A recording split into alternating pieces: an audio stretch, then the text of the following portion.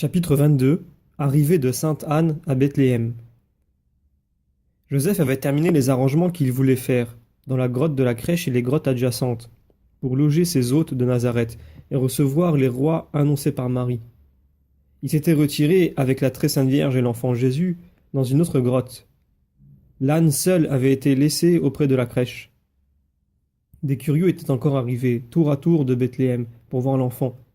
Il s'était laissé porter volontiers par quelques-uns et s'était détourné de plusieurs autres en pleurant. La Sainte Vierge se montra satisfaisante de son nouveau logement, qui du reste était assez convenablement arrangé. Sa couche était contre la paroi. L'enfant Jésus était couché près d'elle dans une corbeille d'écorce qui reposait sur des fourches. La couche de Marie et le berceau de l'enfant Jésus étaient séparés du reste de la grotte par une cloison de clés, en avant de laquelle, le jour, quand elle voulait recevoir, elle s'asseyait avec l'enfant divin. Sainte Anne arriva alors avec son second mari, la sœur aînée de la Sainte Vierge et une servante. Tous devaient coucher dans la grotte de la crèche que la Sainte Famille avait mise à leur disposition. Je vis Marie déposer l'enfant dans les bras de sa mère, qui le reçut avec une profonde émotion. Anne avait apporté des couvertures, des linges et des vivres. Marie lui raconta avec attendrissement tout ce qu'elle avait déjà confié à Élisabeth. Anne mêla ses larmes à celles de sa fille, et les caresses de l'enfant Jésus parfois interrompaient leurs entretiens.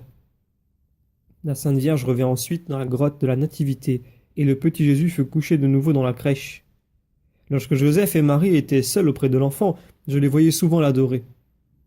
Sainte Anne aussi s'inclinait fréquemment avec respect devant la crèche et contemplait l'enfant Jésus avec beaucoup de recueillement et de ferveur. Anne avait apporté plusieurs présents pour l'enfant et pour sa mère. Marie, quoiqu'on lui eût donné bien des choses, depuis qu'elle était dans la grotte de la crèche, paraissait être dans le besoin. En effet, elle distribuait chaque jour tout ce qui ne lui était pas d'une nécessité immédiate.